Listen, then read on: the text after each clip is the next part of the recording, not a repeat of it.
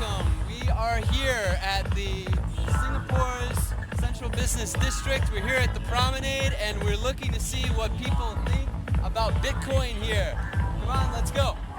Okay, some more. Do you know what Bitcoin is? Do you know? No, it's Bitcoin. Have you ever heard about Bitcoin? What do you guys know about it? Yeah, I heard about it through the news, the recent news about how actually the Silk Road online, yeah, that site, that was when I actually knew about it. Okay, Yeah. okay. And you? I heard about it through the news. Okay. All right, great. What kind of benefits and disadvantages do you think that it has for your personal life?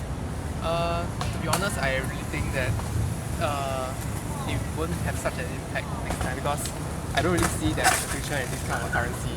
Okay. Yeah. So I guess like sooner or later you'll collect or something because it's actually backed by nothing. So yeah, I don't think that there will be much of an impact in the future. Okay, interesting. Yeah. And you don't think that there's going to be any business development here in Singapore or elsewhere with Bitcoin? Given the current situation, I don't think that there will be any development in Singapore for this kind of currency. But perhaps next time in the future, like if like it grows bigger or like it becomes more stable, then there might be some consequences. Okay.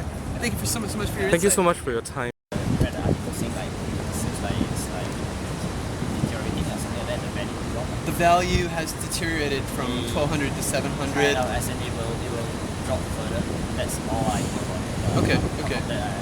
Control, yeah, it's not the creators, it's the control. Who is control? Like money, like MAS, Singapore, we know the financial institutes are controlled by MAS. Yeah, and US you have the Federal Reserve, although they are printing money, but that's a different thing. There is backing around it. You see, because if you issue a $1, you're supposed to put something behind it as a reserve. And this one is just algorithm behind it. We don't know what's the backing. So until there's some tangible things backing, some sort of guarantee behind Bitcoin's value, you would have some concerns about using it and holding it? Yes. And recently we heard that it's fluctuating quite a lot, right? Because recently it's like the China, yeah, they don't want to accept it, and then it like dropped 30%, and then sometimes you go up 30%, suddenly it will drop. So we don't know what is going on. Right. So fluctuation concerns are definitely there as well. So were Bitcoin to have more of a stable price and were it to have a third-party, independent organization backing it that's independent from governments or something like that, you would feel more confident in using it? It's very interesting. Here we go. Okay, hello. So I'd like to ask you, do you have any experience with Bitcoin? Do you know Actually, what more it like is? trading Bitcoin. More like trading I Bitcoin traded this experience. like last month. Last month, stopped okay. since, Okay. Right. And what was your experience like? Interesting, it was very fast. I traded the Bitcoin on this place called BTC.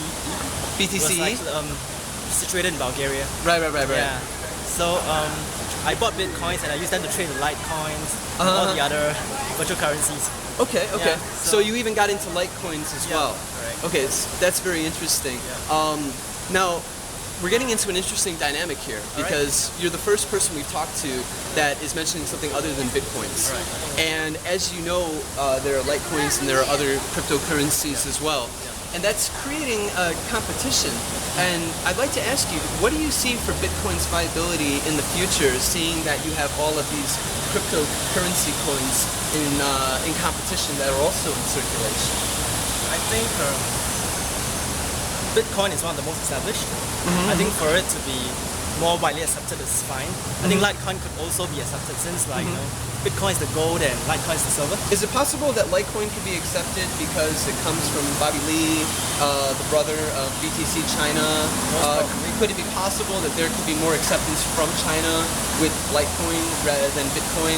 Similarly to how there's more acceptance of Baidu in China rather than Google, something like that? I think China's trying to promote Litecoins, right? And the US is going to promote Bitcoins.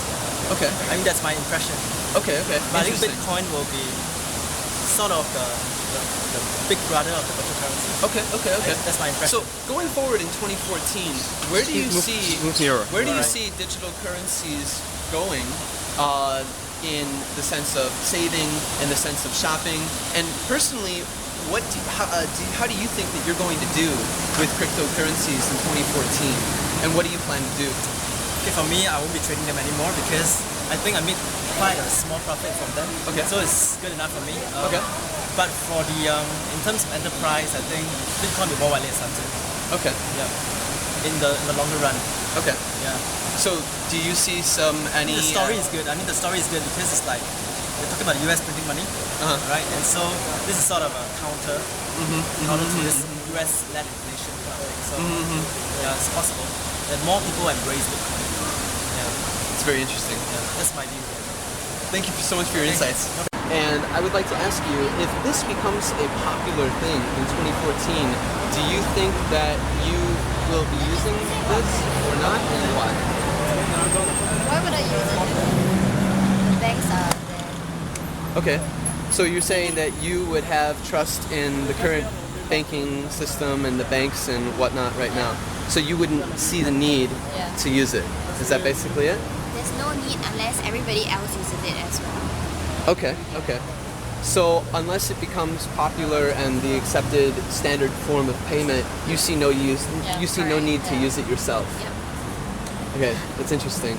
So if somebody sends you some bitcoins for your work, or you somehow come across them. Sends us free money, then we will sign up for it and do it. Oh, okay. Why not? Okay.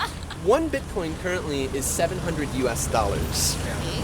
And some people say that it could go up, it could go down. It was about $100 about 3 months ago, and it just came down from a high of about $1,200. So knowing that, would you feel confident in your business or in your work being paid in a currency like that? Who determines the value of it? Come again? Who determines the value of it?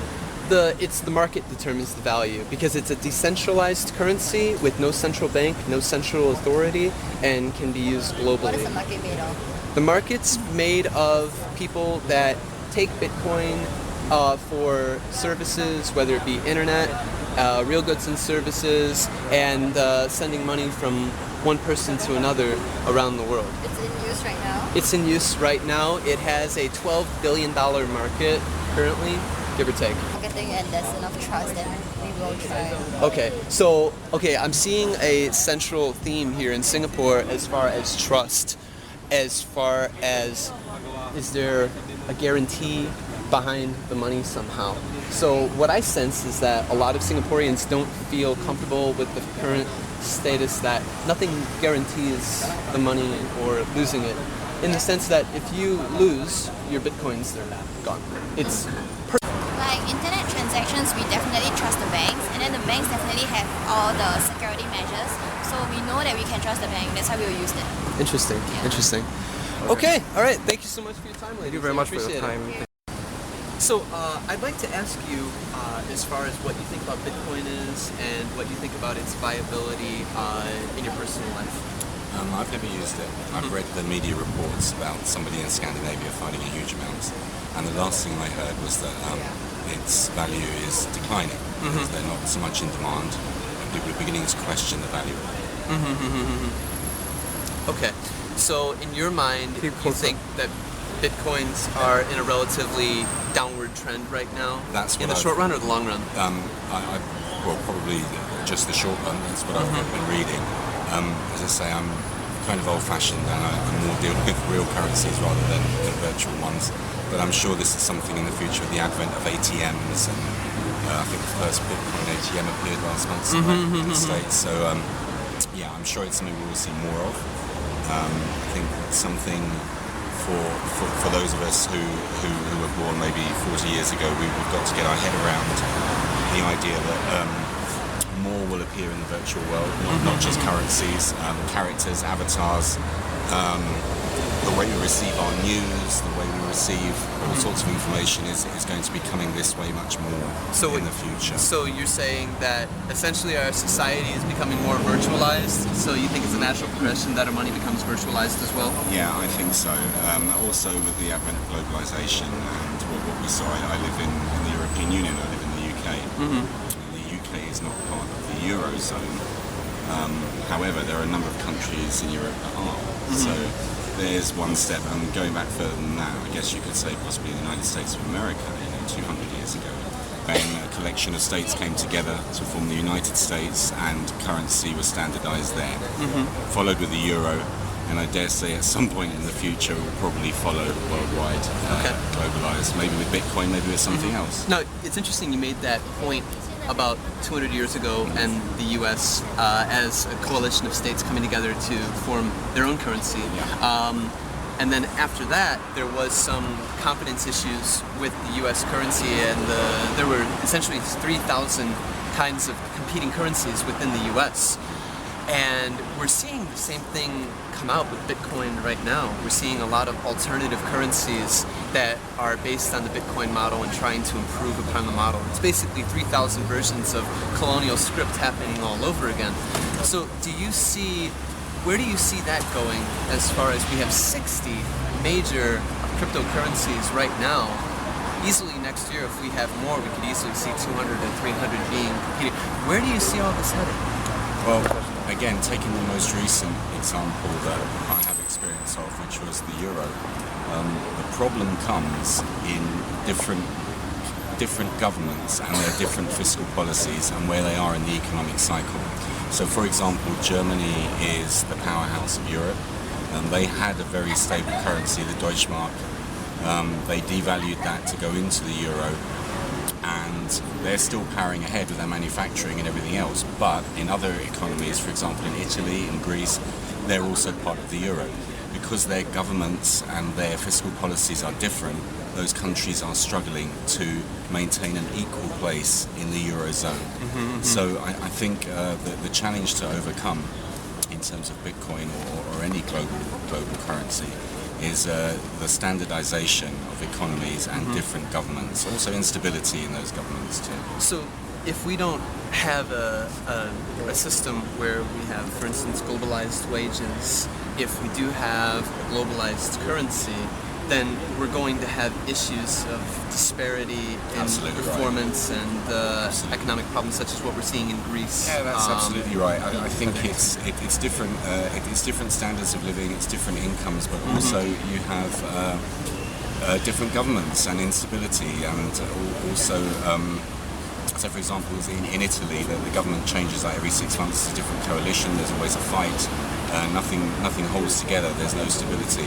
But then you switch to other countries around the world, and it's not just the stability of the government. It could be stable. For example, China, or for example, Burma. But it's not a government or a society that most of us would want to live under. It lacks the freedoms that most of us enjoy in the West and in developed nations like Singapore. No, you're talking about the disparity of freedoms, and there's also slowly becoming a disparity between the one current global internet that we see and the internet essentially being having a schism due to differing ideologies as far as how to administer the internet. So we're looking at potentially 2 or 3 different internets, but yet we're talking about a global currency that is in the form of Bitcoin. How does that play out? Or are we going into the same old model of having one currency for each region, and because that we can't agree on one internet, we can't agree on one currency? I think it's a good point, and I think for in a new world order, in an idealistic future where there were no borders, there were no issues with labour, movement of people and goods, then that wouldn't be the case. But as long as you have these regulations, trading regulations, some governments slap caps on the amount of trade that can take place. For example, between the US and China, there are all kinds of embargoes and things variously. The US won't, for example, allow any goods from, say, Cuba to come in, etc. Until we reach this utopia at some point in the future where governments are not in conflict, I think we're always going to struggle with a truly free internet, a truly free Bitcoin or other global currency. Fantastic. Thank you so much for your insight. Thank you.